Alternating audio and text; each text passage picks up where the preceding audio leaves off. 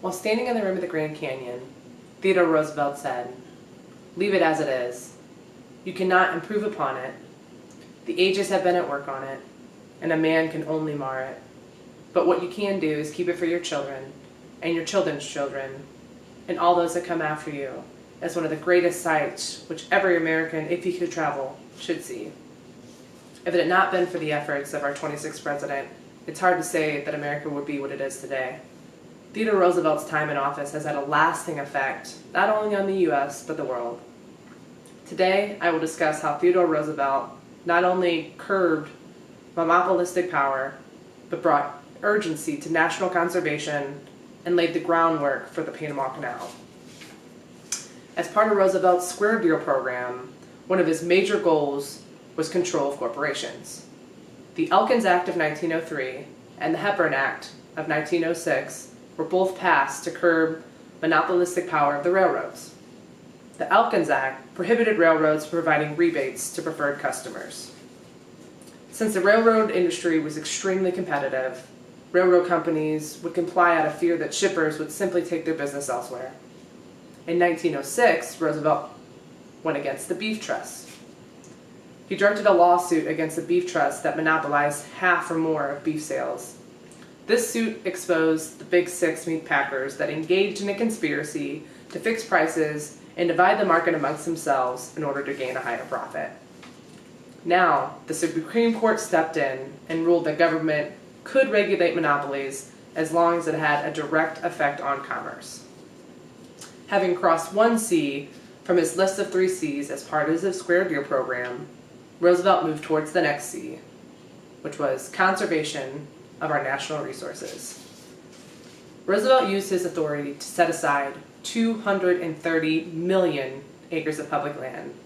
230 million acres of public land for future generations to enjoy. During his presidency, he signed into existence 5 national parks, 18 national monuments, 55 bird sanctuaries and wildlife refuges, and over 150 national forests.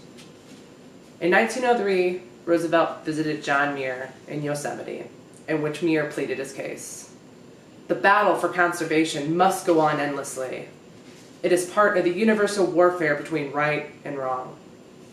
Roosevelt and Muir spent a night in Mariposa Grove, and while sleeping under the giant grizzly, one of the largest sequoias in the country, it was more than enough to convince Roosevelt to add additional land to Yosemite. After visiting Muir, he not only added on Mariposa Grove to protect those giant sequoias, he also added along Yosemite Valley. In 1906, Roosevelt signed the Act for Preservation of American Antiquities.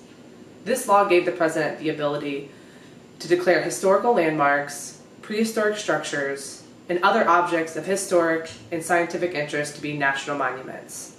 Now, since he did not need congressional approval, Roosevelt would be able to establish national monuments much, much easier than national parks.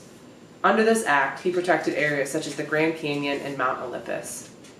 Douglas Brinkley in The Wilderness Warrior said, "Politicians wanted to mine the Grand Canyon for zinc and for copper, and Theodore Roosevelt said no." Having taken the upper hand away from big business and preserving half the nation, Roosevelt was still not done. Roosevelt cleared the way for construction of the Panama Canal to benefit the U.S. military and commercial interest. After Colombia refused America's terms on building the canal, Roosevelt then turned to the political classes in Panama and assisted them in forming an independent nation. He sent warships to block the sea lanes to frustrate Colombia and suppress the rebellion. The new nation of Panama sold the canal to the U.S. for $10 million. $10 million. The Panama Canal was later established in 1914 and said to be one of Roosevelt's greatest accomplishments.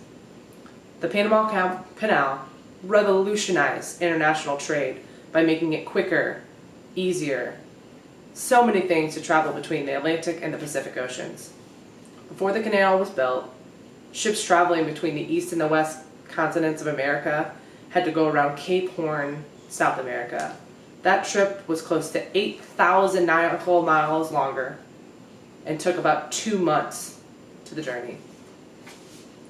It enhanced the U.S. position as part of the global intermodule container freight sector in which they could move goods more quickly and for less money, leading to greater prosperity. These are just a few examples of the amazing things that Roosevelt had accomplished. He began his career by leveling the playing field for big business.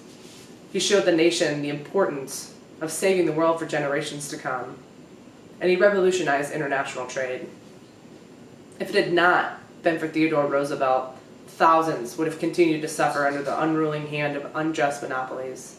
If it had not been for Theodore Roosevelt, the Grand Canyon would have become a mine, and the giant sequoias would have been something only attainable in our dreams.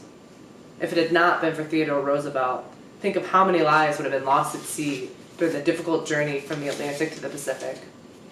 Theodore Roosevelt's time in office has had a lasting effect, not only on America, but the world. TR decided that some places are just too beautiful to be owned, that people deserve a fighting chance against money-grubbing corporations, and that impossible feats like the building of the Panama Canal are all attainable with just a little bit of hard work and a whole lot of heart.